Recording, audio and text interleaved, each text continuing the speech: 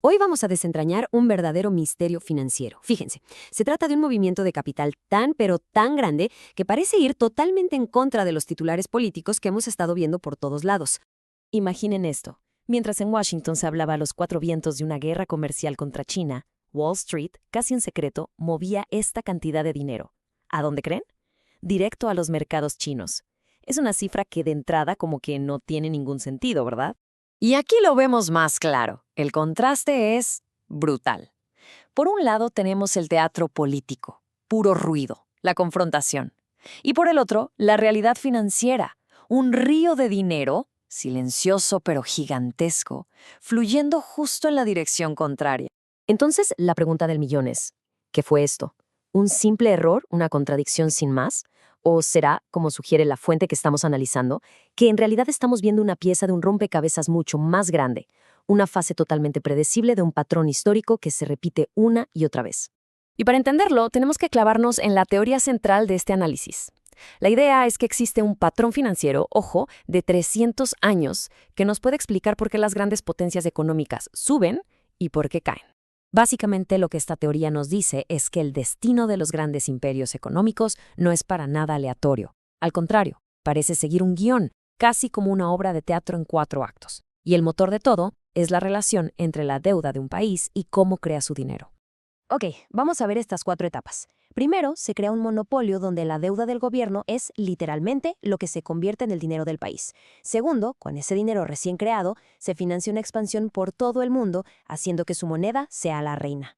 Tercero, llega el problema. Mantener ese imperio y las guerras cuesta carísimo, así que la deuda se dispara y la solución es imprimir más y más dinero. Y la cuarta etapa, la más interesante, es que los que crearon el sistema, los arquitectos, mueven su dinero a la siguiente gran potencia, antes de que todo se venga abajo.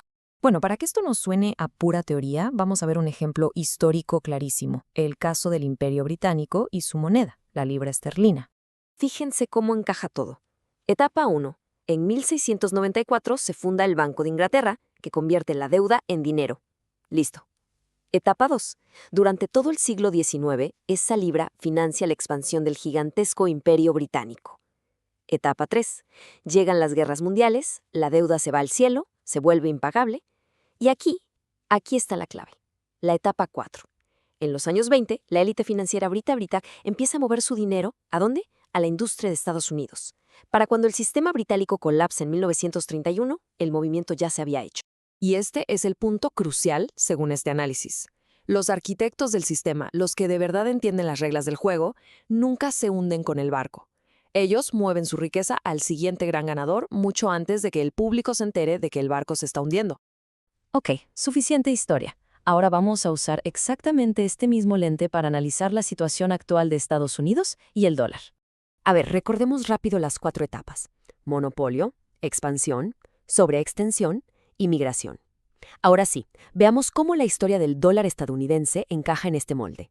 Todo empieza justo después de la Segunda Guerra Mundial. En Bretton Woods se decide que el dólar será la moneda de reserva mundial y además respaldada por oro. Esa es la etapa 1, el monopolio. Con eso, Estados Unidos financia la reconstrucción del mundo y su propia expansión económica. Esa es la etapa 2. Todo perfecto, ¿no? Pues no. La historia tiende a repetirse. Llegó la guerra de Vietnam, llegaron grandes programas sociales y los costos se dispararon. El gobierno necesitaba dinero, y mucho. ¿Y cuál fue la tentación? Exacto, la maquinita de imprimir billetes. Y este es el parteaguas. Con estas palabras, el presidente Nixon rompe la conexión del dólar con el oro. Se acabó. Oficialmente, Estados Unidos entra en la etapa 3. A partir de aquí, el dólar ya no está respaldado por algo físico, solo por la confianza. Y la maquinita de imprimir podía trabajar a toda marcha sin restricciones. Y los resultados de esa etapa 3, bueno, los números son simplemente brutales. La deuda nacional se ha ido a las nubes, más de 36 billones de dólares. El balance de la Reserva Federal, que es como el Banco Central, se multiplicó por 10. Está claro que según este análisis, el sistema está más que sobreextendido. Ok, ahora que tenemos claro este patrón de 4 etapas, regresemos al misterio del principio. ¿Por qué demonios Wall Street le metió tanto dinero a China justo en medio de una supuesta guerra comercial? Aquí está la pieza clave, la que no sale en los noticieros.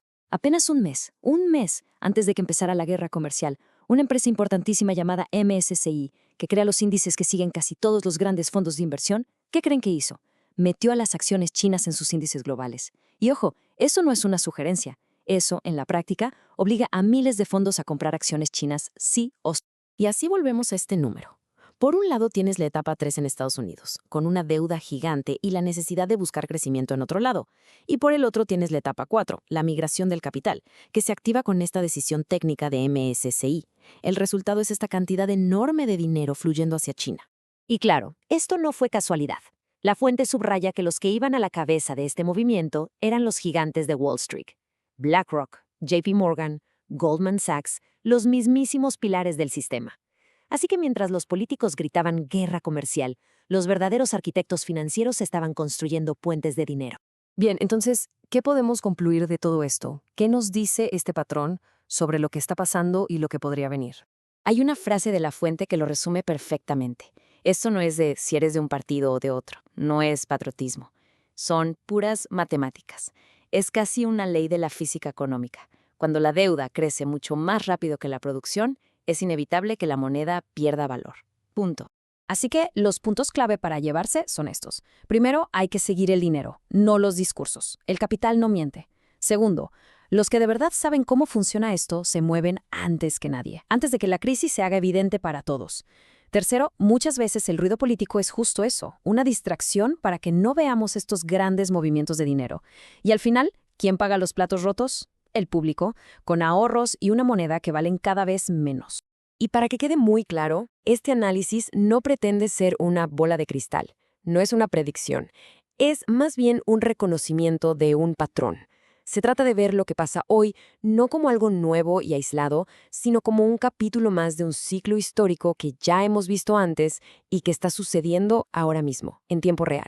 Y todo esto nos deja con una última pregunta, que es bastante fuerte. Si la fuente tiene razón y los arquitectos del sistema siempre se van primero, y si ese movimiento ya empezó, entonces la pregunta más importante no es si el sistema va a cambiar, sino hacia dónde exactamente está fluyendo todo ese capital inteligente en este preciso momento.